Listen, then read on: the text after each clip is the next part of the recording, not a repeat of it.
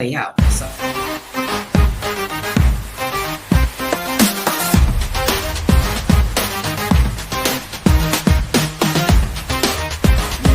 Well, you know what I mean?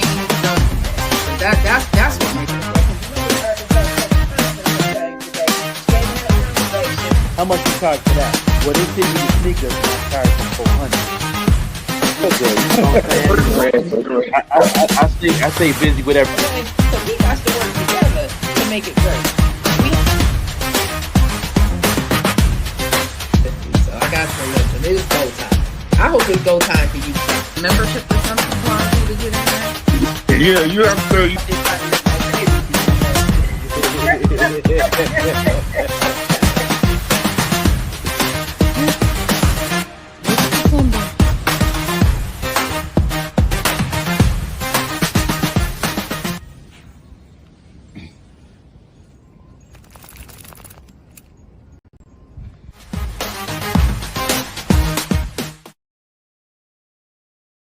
Anywho, everybody, welcome to another episode of the Vette Green Show. I am over here on TikTok, and this show is pre-recorded. I wanted to get this out because I have some things to talk about. Katt Williams is back at it, y'all. I was watching the interview that he did with a comedian, and you know what? This comedian I found, his name is Theo Von. Some of you may be familiar with who Theo Von was. If I'm being honest, I did not know who this comedian was, but I like him. I really like him in this interview. And I have not even gotten into a full hour of this interview, y'all. And I'm like, oh, I really like him because there are some really relatable conversations that they have where it's like, man, at the end of the day, y'all, it's not about this. It's not about what we look like, who we love. It's not about that. It's like we have so many experiences that we can share. And one of the experiences or one of the conversations, and it's early on, so I know you guys are probably going to watch just because Katt Williams is on it. Everybody's going to watch to see what he's predicting is going to happen this year. But anywho, y'all, so one of the so they're having conversations. I am someone who I don't like water, y'all. I respect the water. I respect her. I respect Mother Nature. You know what I mean? And this comedian, Theo, he feels the same way. And Katt, he's talking to him. And one of the things that I love about Katt is that he has a way of drawing things out of people. You know, some people have a way of just having the ability to have others just open up to them. And Katt Williams seems to be one of those people for me, y'all. You know, I cannot wait to meet him. I am manifesting it. You see, I said I cannot wait to meet him. I just want to have a conversation.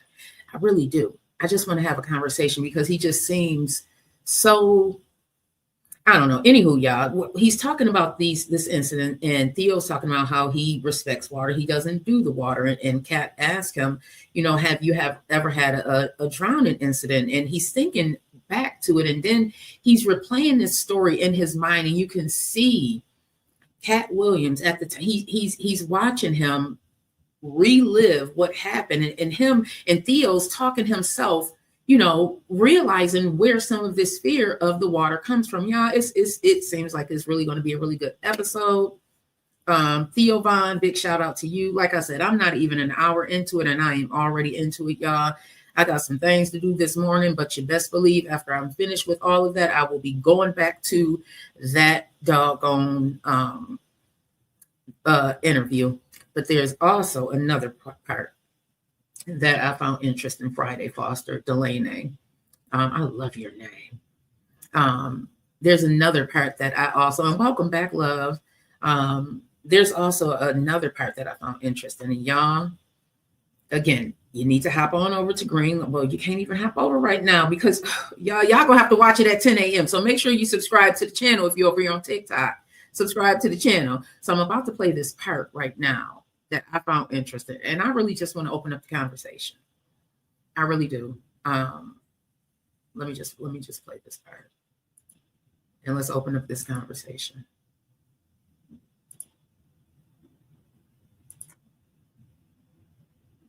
I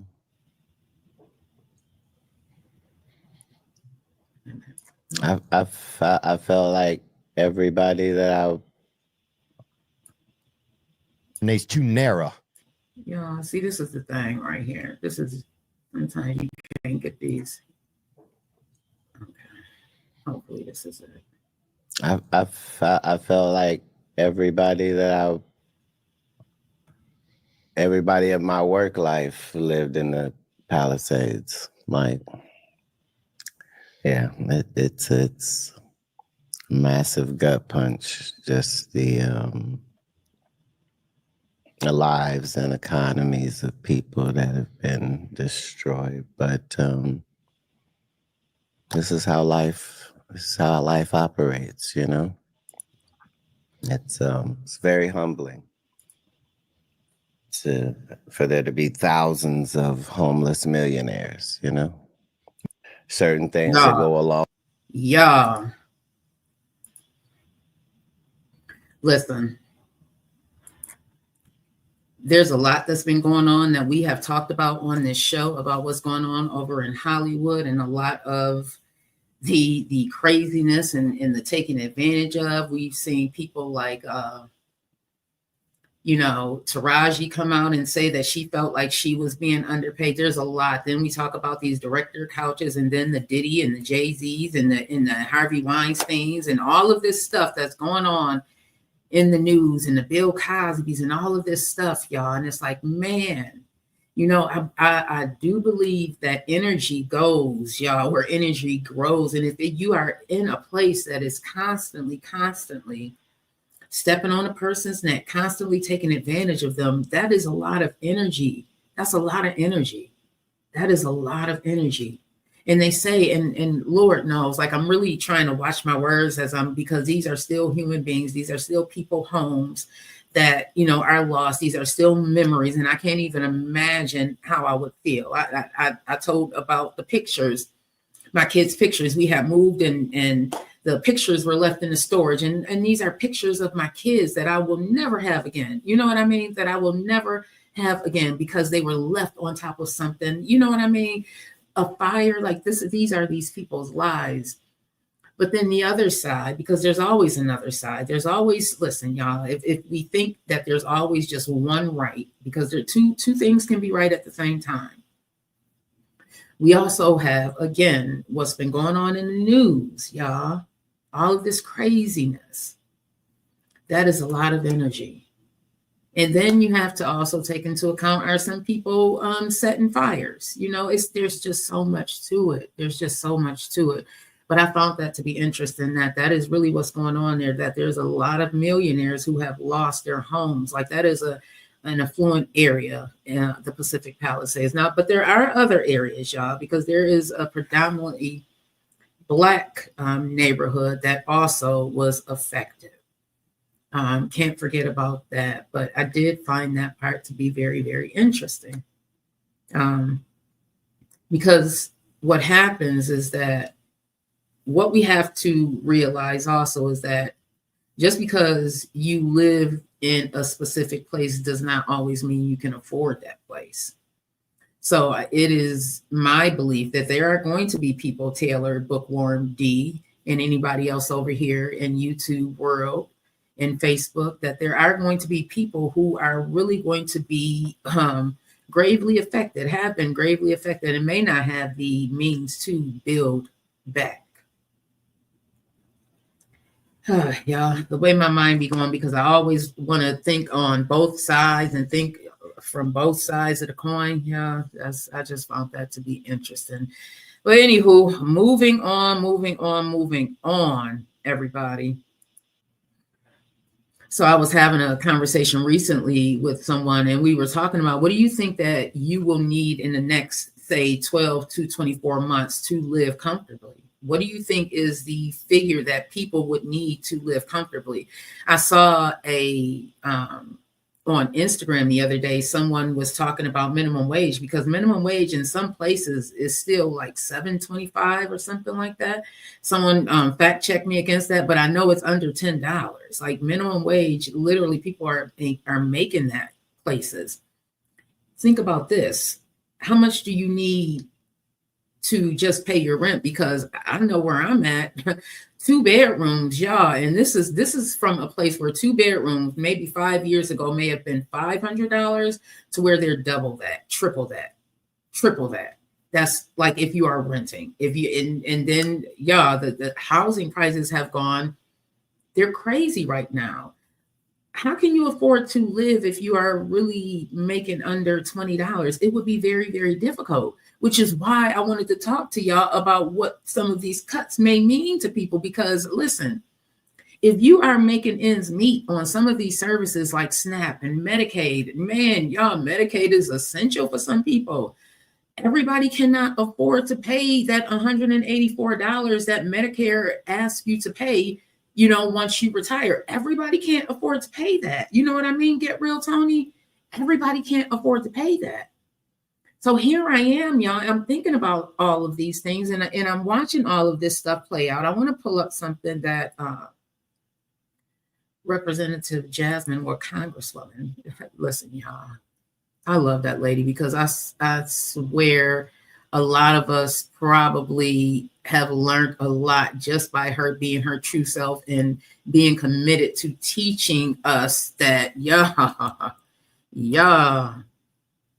this woman is committed. And I really secretly say prayers for women like Miss Jasmine Crockett, because Lord knows those are the ones that they come for, the ones who are committed to doing the work, committed to making some change, man, for the people, y'all. So she had something to say, and I'm only going to play a little bit of this. Where is it? Oh, she may have changed her what's gonna call it page. She had some things to say about what is going on as far as some of these proposed cuts, and she believes that, well, right now, the judge blocked Trump from like stopping anything. Like the things are going to go business as usual right now, Opal, as usual right now, thankfully. Her fear, and this is what she says in this post, one of her fears is that it may be shut down in March, that the government may shut down in March. And what does that mean for some people? Y'all, I don't know if you have family members that are involved in any type of social services or getting any type of social services, but it has gotten real out here.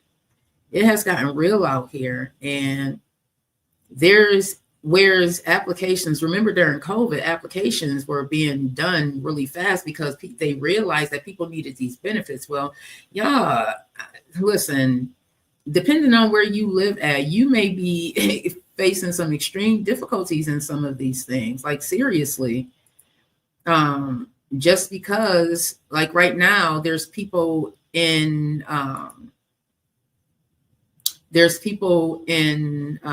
Georgia that's trying to deal with like the VA system, and it is virtually impossible to even get someone on the phone.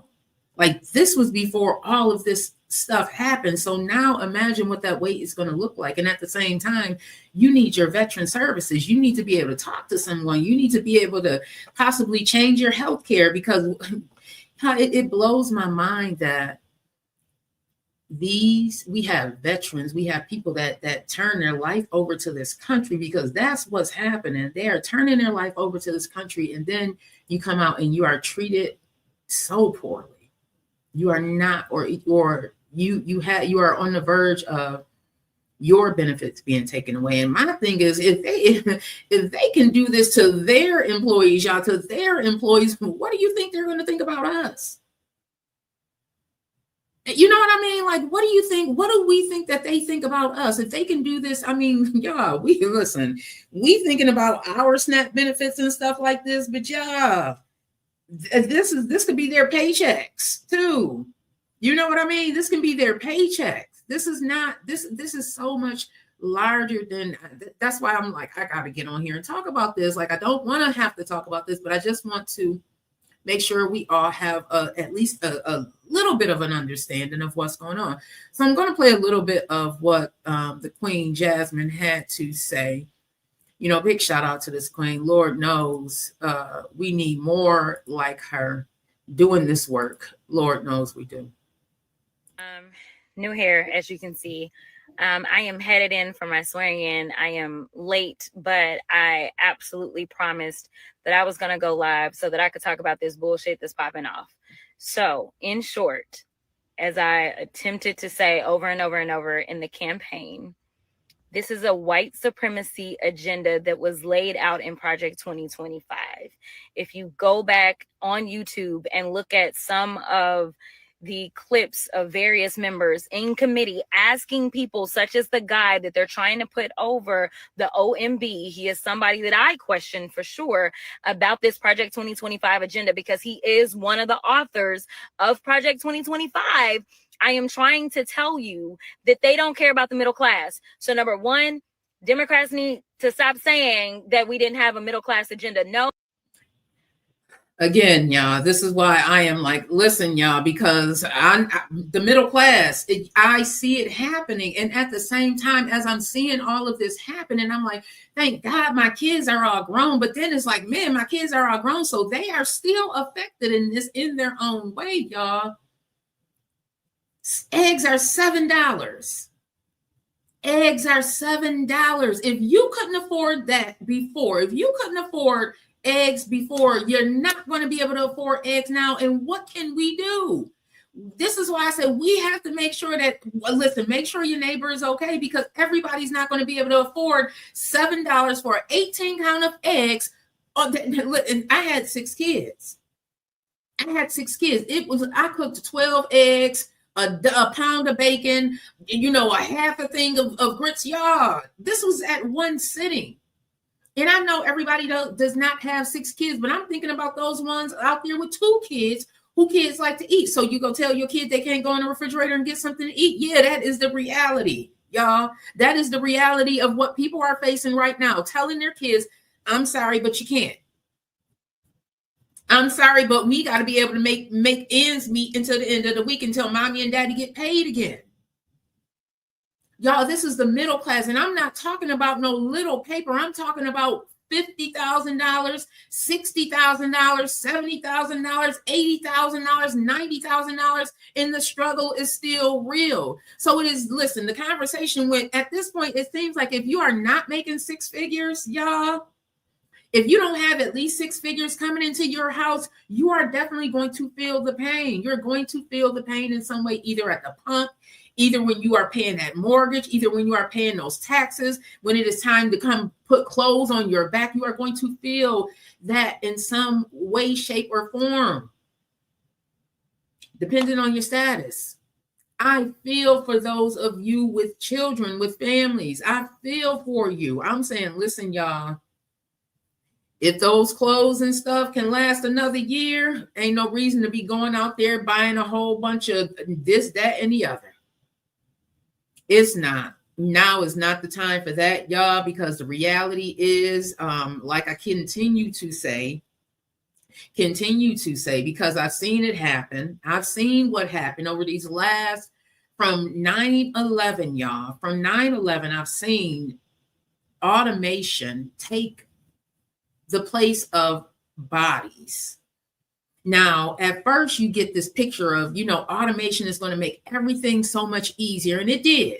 Man, we went from paper driven to virtually paperless. And it was the best thing, because now with papers, y'all, you run the risk of human error all the time, because you got things, how many times have you sent something and they're like, oh, I didn't get it. Oh, I didn't. Well, with the digital world, you don't have to worry about all of that stuff, right?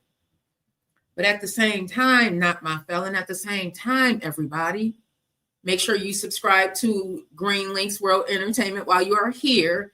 At the same time, African Queen, as we were progressing, those are more and more jobs that were not available, because before, if you worked in certain industries, if you were sending out mail, you had to take a physical copy of everything that was sent out just to have proof that this thing was sent out. Well, that was a person's job.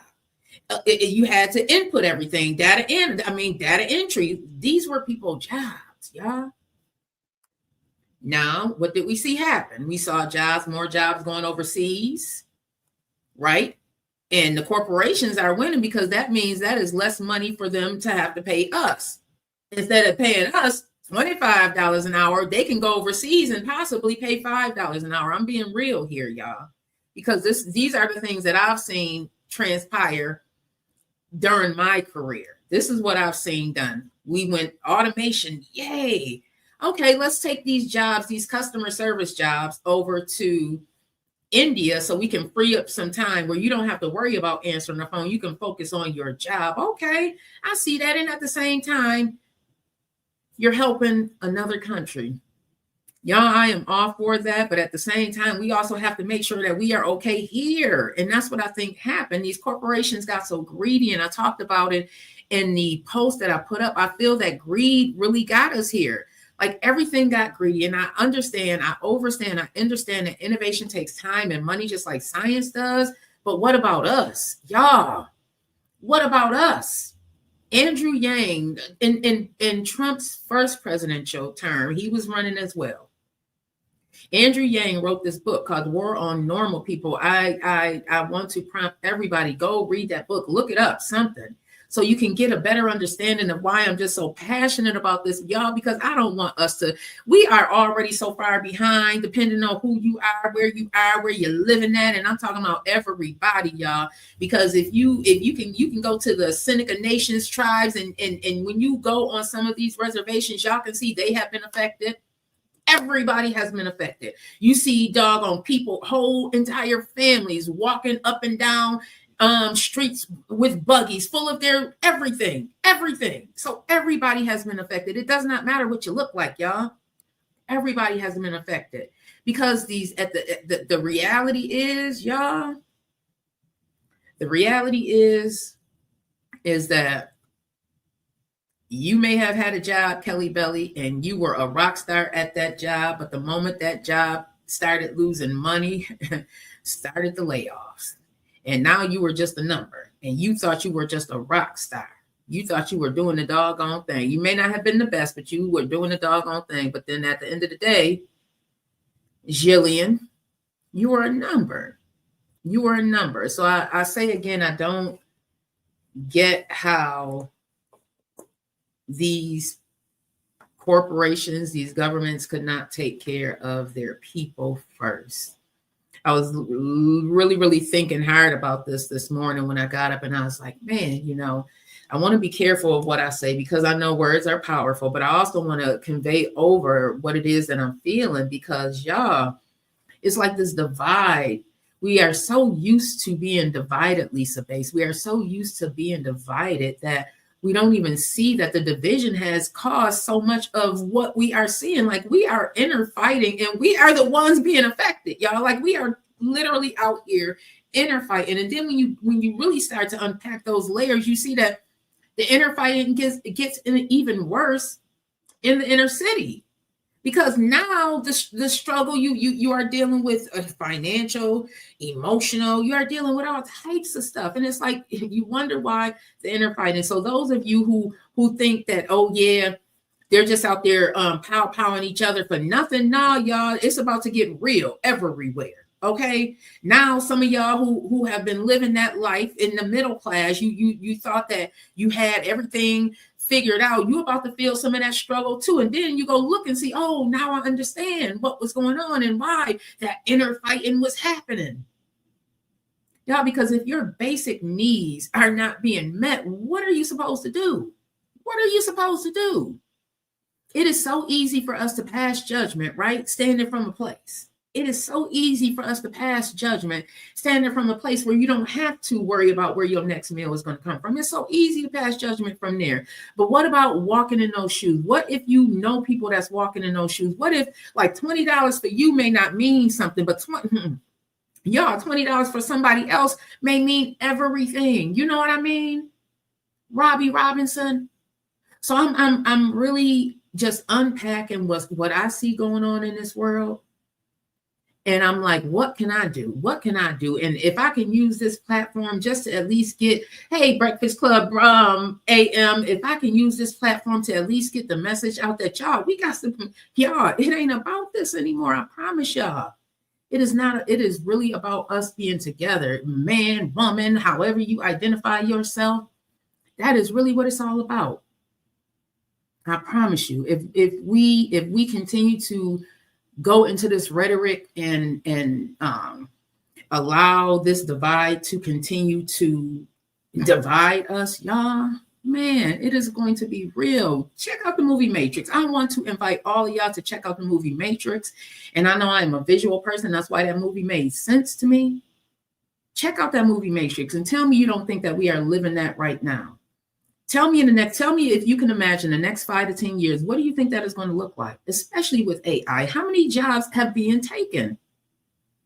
Yeah, I'm just saying. How many jobs have you seen? When I was in the city, in Chicago, right?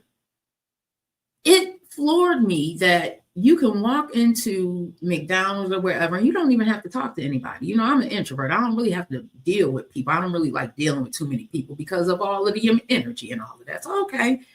But then I'm having a conversation with my nephew, and it's like, yeah, you know, those are more jobs. And now at this time, y'all, I am expanding my way of thinking, and I am seeing what is unfolding. And a lot of when we are in these rural communities, y'all, or these smaller communities, we don't see these things taking effect because a lot of times it happens first in these larger cities, in these metropolitan cities, because they got to test it out, right? You over in California, y'all, they got these self-driving cars that will pull up and get you. That's a job. That is somebody's job. That was somebody's income. Unless you can afford to invest in these self-propelled, in these self-driving cars, y'all. What about the cabbie? We all were ready for Uber. I was one of the ones because some of these cab rides, I was all for Uber. But at the end of the day, y'all, those are still jobs. So if you add all of that into the equation and think about what we are facing right now with the rise of AI, with the rise of all of these billionaires, you know what, we may as well say billionaires, with the rise of these billionaires all banding together, right? All banding together. Y'all, let me tell you about this movie that blew my mind, this series that's blowing my mind called Paradise. Y'all, some of this stuff what's so ironic about it is that this president in this show called Paradise on Hulu, I believe, and I am not sponsored by Hulu. So Hulu, y'all need to be sponsoring me because that's a really good show, especially in this climate. The president, y'all, listen, it kind of lines up to be Trump a little bit. But what got me about this show Paradise, because y'all know they say Elon allegedly is built in his bunker, right? Glam Queen is built in his bunker. Why is this bunker city is a part of this show? Y'all, Drea for sure. Check out Paradise. That's another one that I've been diving into, y'all, because a lot of times they will put things in books and movies, boss lady do. Books and movies, Rosa Ford, y'all. They'll put things in books and movies, okay? So pay attention. That's all I'm saying, Zana. Just pay attention. But let's get back into what I didn't went all the way off Representative Jasmine Crockett. She had a lot to say, y'all. Make sure y'all are following her. If you don't understand this political climate, a lot of this stuff I don't be understanding. Hey, DJ Mario. So certain people I follow that has a little bit of a better understanding or a lot better understanding than I do is Representative Jasmine Crockett. Claudia Jordan is another one. And one of the things I love about Claudia is that she breaks it down in terms that a lot of us may be able to understand. You know what I mean? And you just, y'all, awareness is key. Awareness is key in this climate right now. I tell you no lie. You have to be aware, Cassandra Johns. You have to be aware in this climate. We can no longer be in a space where we are not arming ourselves with knowledge, where we are not arming ourselves with even as far as, let me stop sharing this. Even as far as y'all, the educational system, y'all.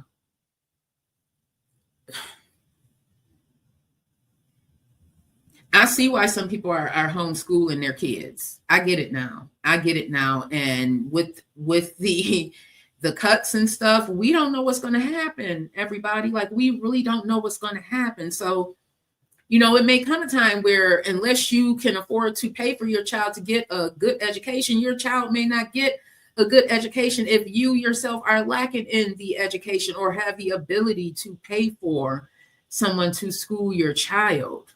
Y'all, it is about to get real. Basic Housewife 2. It's about to get real. And I'm on a mission, y'all. I'm on a mission. I just, my heart and soul is poured into this thing. It is just me getting myself together. It really is. Because I'm like, I got to save the people. I got to save the people because I see what is happening here. I got to save the people, but at the same time, I'm working on saving me. I'm working on saving me at the same time, y'all. So, the irony of God. Man, when you realize that God is the Most High, has really purposed you, Basic Housewife 22 has basically purposely purposed you and everybody else on here, and you realize that you got some work to do in this world and with yourself. Oh, wow. That's why people listen. The secret to success is to just don't give up, Fatima. That's the secret to success. Don't give up and stay consistent with your dream. Once you start forgetting about your dream, that's when the reality of that it can't, you start thinking that it cannot happen. That's the secret, y'all. That's the secret. Once I got out of my funk, and once I realized that I am my own worst enemy, once I realized that I am my own worst enemy, and as long as I get up, I'm gonna be okay. I am going to be okay, Carsey. I'm going to be okay. And you are going to be okay too. I promise y'all. It's really getting out your own way. And just remembering that everybody is not meant to be rich and famous and all of that. You are just meant to do what you are supposed to do in your space. So you can bloom in your space. And I promise you, you are going to shine brighter than you ever thought possible, Blake. Ever thought possible. It's just getting out your own way and knowing where you are supposed to be in your space. That's it. I promise you. I used to get so much in my head, y'all, just wanting just these things that just weren't even for me. It wasn't for me. It was because I felt it showed me being a status or, you know, a particular thing. I remember when I got my doggone, what was it? My truck repoed. Man, you would have thought that my whole entire life was in that truck. It was a freaking truck, girl. You could have listened. That was a lesson. It had no way, shape, or form. It did not say who Vette Green is, you know. It's like, no, you validate you. You validate you. You validate you. Once I start thinking like that and like, man, okay, I don't, you know what you think about me really don't matter. Okay. What you think about me really don't matter. And you continue to tell yourself that. You continue to tell yourself that.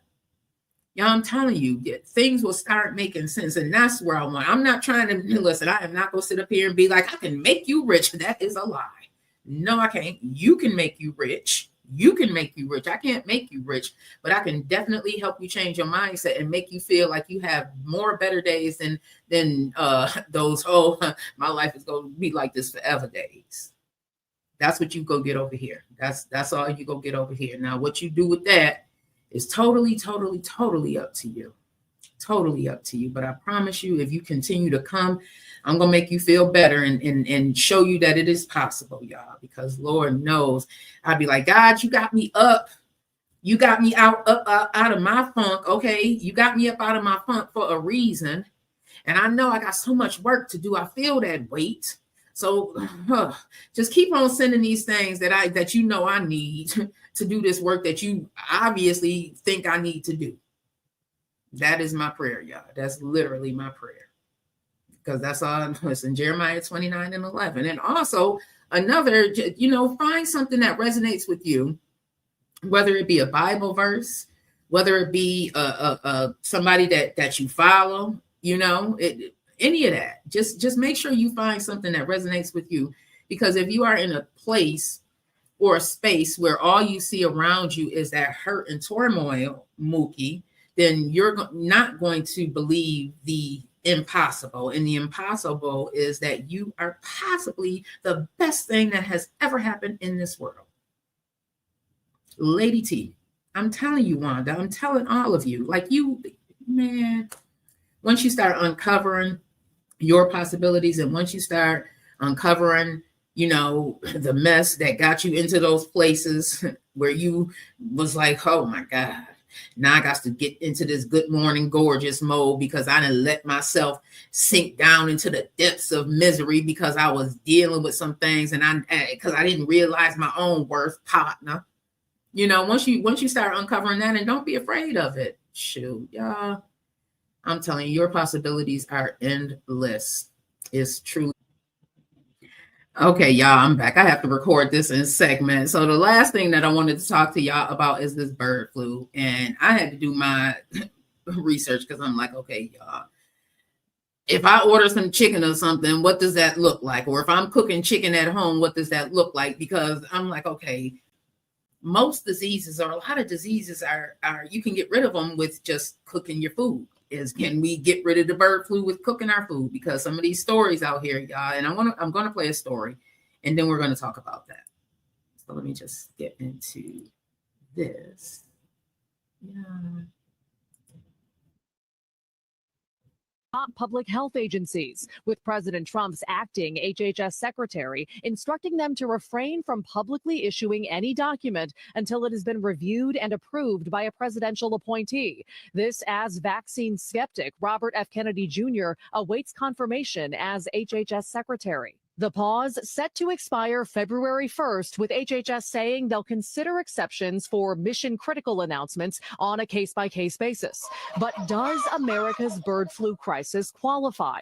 With new cases reported this month in at least 20 states, including at this New York duck farm, where nearly 100,000 birds are set to be euthanized. The virus infecting 67 people in the last year, killing one. Public health experts warn federal agencies can't go silent. You fear even a brief or temporary pause could have consequences amid this outbreak. Yes, I do, because there are cases that are accumulating now. There was just guidance updates a couple of days before the Biden administration left office. Bird flu jumping to other species, including dairy cows. The outgoing Biden administration mandating testing of America's milk supply. There's absolutely no eggs whatsoever. This as egg shortages mount and prices soar, up 65% in the last year. Indiana egg farmer Sam Krause has spent millions installing shower and truck washing stations. We want, as farmers, just to focus on taking good care of our flocks. And then when we're living with this threat. Chicago area wildlife officials warning the public to avoid sick or dead birds after euthanizing dozens in recent months. This disease has almost 100% mortality rate in the animals that we are seeing. And so really our options are euthanize what we can, because human health is going to be the utmost priority. Maggie Vespa, NBC News. Okay, first of all, y'all, I do not believe that all of these infected, and I'm just being honest, I don't believe that all of these infected animals are being euthanized, because that is a lot of money. And if we think about this, y'all, we aren't even going to act like we go believe all of that. With that being said, I had to do my look-see, and I'm like, okay, how can we, because obviously this is where we are, and the government is not trying to report on any of this because it could cause mass hysteria. And then the you get down to the farmers, the chicken farmers and all of that. And y'all, can bird flu be cooked out? So my question was, can bird flu be cooked out? And I came across a few. And cook your food, y'all. Cook your food. Just cook your food. Don't be out here eating raw eggs and anything. If you have raw eggs, just don't put raw eggs in it. Just be careful. Be careful. Cook the eggs all the way through. Cook your steaks. Cook your food. Cook your food all the way through. I don't drink milk.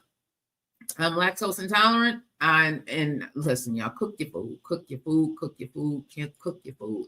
So let me play one of these. You want to just make sure. Let me make sure this is the one. I think this is the one. Let me share my screen here.